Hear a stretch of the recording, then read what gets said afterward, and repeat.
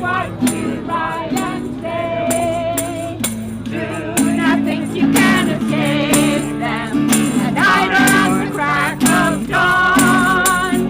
If we don't come out and face them, the Fourth Amendment's on.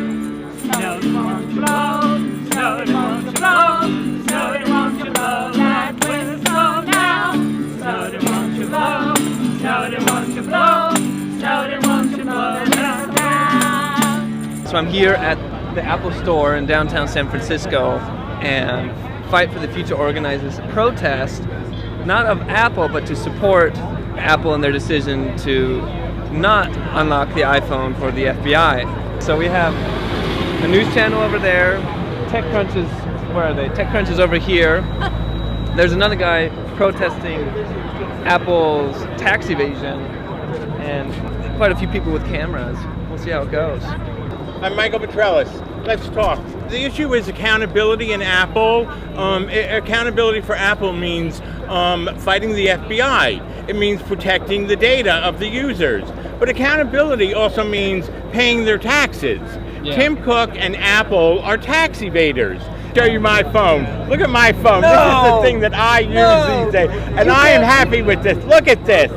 Look at this. And here's my camera. This is my camera. Put it out there on the web. You can't be here with that. What is that, from like 2002? I think 1992. And what, is that $20 from Walmart? Unlocked? My question is, where is everybody? Everybody needs to be here. It affects everyone. It isn't just data they want. This is going to set a precedent. Yes. Well, look, secure phones, save lives. Don't break our phones. Fight for the future. We're going to line up along the back here. So your back is going to be to the Apple Store. If you have a sign, hold it up here and look out. We're going to have speakers on the side. Don't look at the speakers because you want to look straight out. There's cameras that way. Does that make sense? Is that okay? Support crypto anarchism, not government, not Apple. Wait. Apple's decision. Not Apple, but Apple's decision. Oh, okay. Yes. Isn't that cool? This is actually the drone, the camera I put on my drone. Oh, nice. The same one. Oh, and yeah. then, I saw it. I worked at a Metallica concert, and I saw a guy. He had a big so one like that. It was like I was like dazzled as he was walking because it wasn't right. It was staying totally still. But we know that this is not about terrorism. We understand that, in fact, much of the information that they could get from the phone that they're trying to get, they've already gotten. We know that. So what this is really about is about repressing the right to dissent.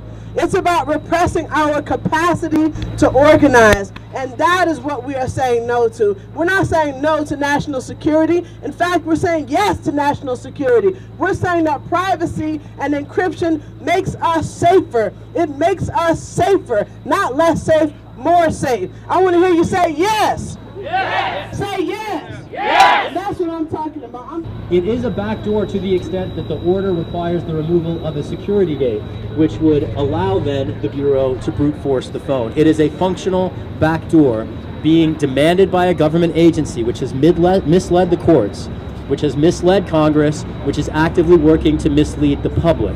We are talking about privacy, security, rights for everyone around the world in the face of a very intentional power grab by a government agency with a long litany of civil rights and human rights abuses under its belt. Someone's in the kitchen at your house. Someone's in the kitchen, I know. Someone's in the kitchen at your house. Tracking down your old cell phone and singing, "Be kind, fiddling FBI. Be kind, fiddling FBI. Be kind, fiddling FBI." Lurking in your old white tie and singing, "Be kind, fiddling FBI. Be kind, fiddling FBI. Be kind, fiddling FBI." Lurking in your old white tie. I am concerned about the privacy rights. I'm concerned about the security issues. Edward Snowden's revelations really showed us what we all knew our government was willing to do and capable of doing. And I see this as really our last line of defense to keep any kind of privacy and security in our phones. It is not on the device, it's in the network. That's why this is so obnoxious. I respect Comey and I respect the FBI. They're not trying to be idiots. However, in this case, it's really important to notice the network is where the traffic is tracked and where the content and the signal exists, not on the device. They know the answer to these questions already. It is literally impossible to create a master key that the good guys can use and the bad guys can't use. It's also dangerous because of the precedent that it sets, both in the US and any authoritarian countries in which Apple does business.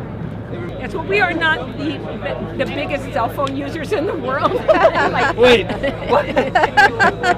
We're like, okay, I'll call you, but I probably won't be able to do it, and you probably won't answer. But You're not cell phone users. Yeah, well, you know, I have cell phones. Do you have iPhones? Or I you have an iPhone. Yeah. Okay. But it's new. I have had it like for about 3 There's some guy months. that had an Android. I was like, you can't be here. Oh, well, I have Apple everything else, but I have a dumb phone. I don't have a smartphone. I want to be away from it sometimes. You're avoiding it, yeah. But the point is not my phone, you know. Yeah, the point is whole everybody's phone. Makes sense. The Good. phone of the person that's calling us, you know. It doesn't have to be our phone. There we go. We started at Occupy. Occupy, sing with us. Marches, rallies. And we've done anti-fracking rallies and, you know, just the gamut of whatever's going on. I'm going to see if we have an extra copy. You know. Oh, look, I like that. All right. Yeah. Speed by little FBI. Speed by little FBI. Speed by little FBI. Lurking in your old